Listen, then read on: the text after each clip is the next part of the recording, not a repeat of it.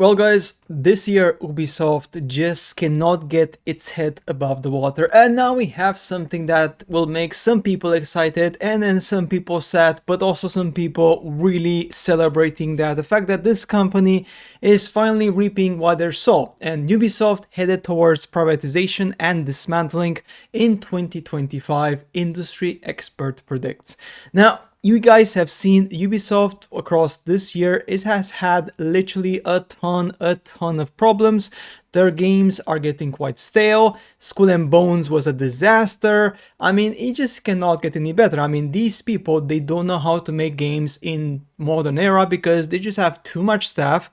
They're bloated. Their agenda is full of, political messages and stuff like that. And it's just like they just don't know how to play it. Like their games are very repetitive. So guess what? The company is now heading towards a complete dismantlement. That is crazy. Video games industry expert data analyst Joost van Drunner has dire predictions for Ubisoft. So what is this man saying?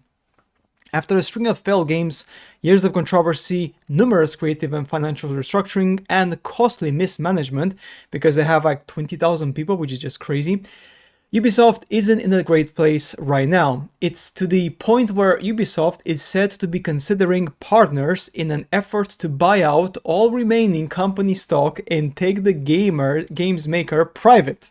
The idea is to go private before someone makes a hostile takeover, like Tencent, right? Tencent is one such partner, and rightly so given the share position in both Ubisoft and Ubisoft principal shareholder.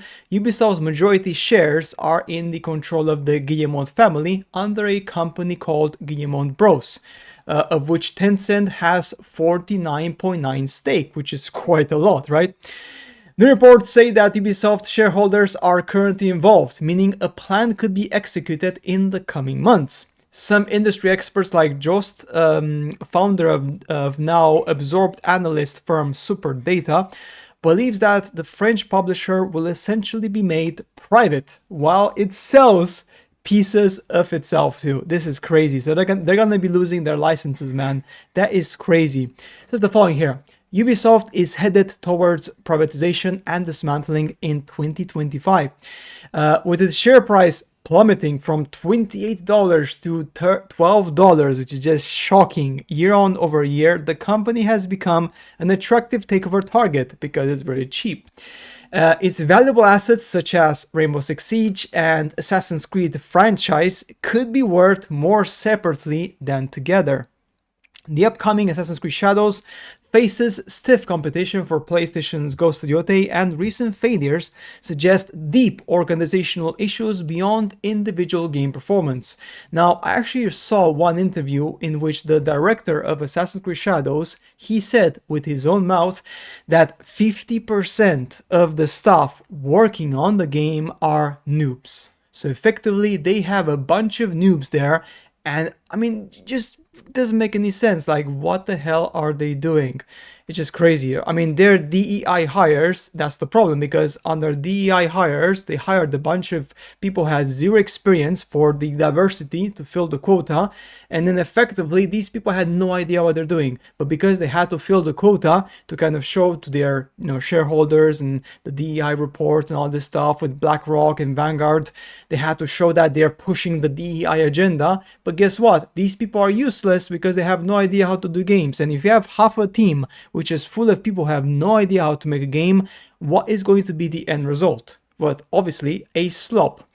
Ubisoft development approach remains stubbornly outdated in an era demanding player engagement and community building. Without fundamental shift in how they develop and maintain games, they risk a further alienation from both investors and players. The XDefiant shutdown isn't just another failed launch. It's a symptom of a company that insists on catering to a passive audience while failing to recognize the urgency to rethink the distribution. Now, also this analyst also mentioned something quite interesting of the fact that he said This is also an article here on Pure Xbox. Again, same thing. I mean, there's all over the internet effectively. But one problem that XDefiant had was that people complained about the game's mechanics at the start of the release, and Ubisoft, instead of actually working on solutions and making sure that they do fixes and making sure that they do something about it, they focused on releasing more new content. So instead of fixing the core fundamentals of the game, they said, oh, we're going to release a bunch of content and maybe people are going to come back. But like, that's not the case. People, they will come back if the game is good, if the game feels great to play. Otherwise, people will abandon it after a couple of days, a couple of weeks, if the gameplay is crappy, because I heard that some people who are playing it, like even the hitbox recognition in a shooter game was pretty bad. So like, I mean, hitbox is quite essential. If that's bad, it's horrible, especially in an FPS game. I mean, in a shooter game, that's fundamental. That's like super important, right? Especially if you want to make it competitive and, you know, compete with like Call of Duty and stuff like that. So again, the approach of Ubisoft is very outdated. They don't know how to make games innovate in gaming because they're stuck, they're afraid of risk, and they have too many people. They have a bloat of like plus 20,000 people, which is just crazy, right? So we'll see how what happens, guys, but at this point in time, Ubisoft is absolutely cooked. Like, they don't know what to do, they don't know how to effectively change the way they do things, and most importantly, they have to get out of their way and make sure that when they develop games, they involve the community. Like, you know, make sure the community is listened, make sure when people give their feedback about games, they actually act on it.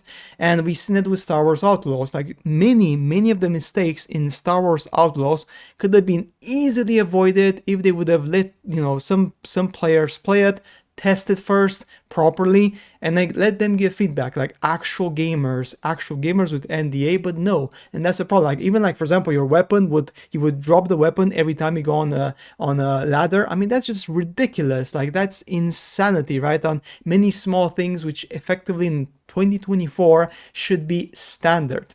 But guys, that's it for today's video. It's pretty shocking, but Ubisoft is heading towards oblivion because they don't know how to manage their IPs.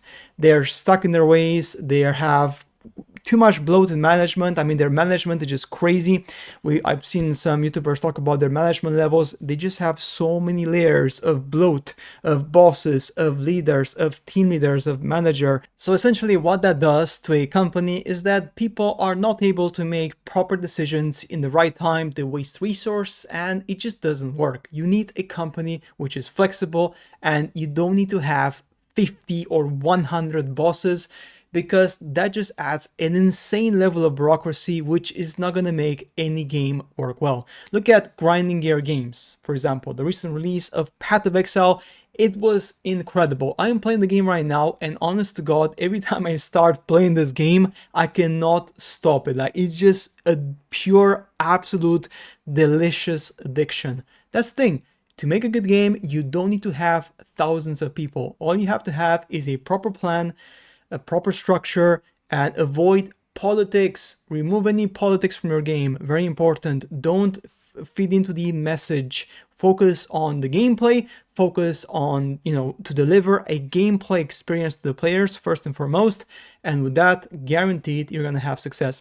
But guys, that's it for today's video. As always, make sure to subscribe to the channel, leave a like, and I shall see you later in the next one.